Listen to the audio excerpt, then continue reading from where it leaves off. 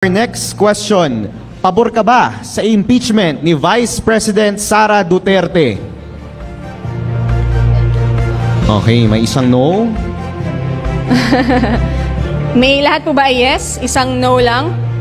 Sorry, I just really have to ask medyo... si Sir Attorney JV Hinlo. Baka pwede po natin siyang bigyan ng mic kahit mabilis lang po. Bakit po no ang inyong boto, sir?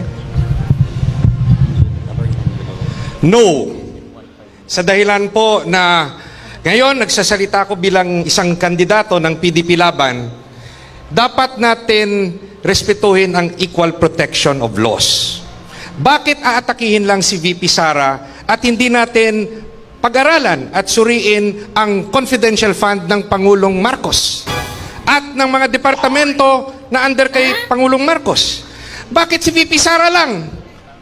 Hindi ba patas ang batas? Kayo po na nagsasabing corrupt si VP Sara, ba't hindi nyo inaatake ang ibang departamento at si Pangulong Marcos? Patas ba ang batas sa inyo? Patas ba?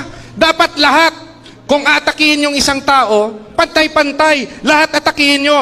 Bakit tahimik kayo?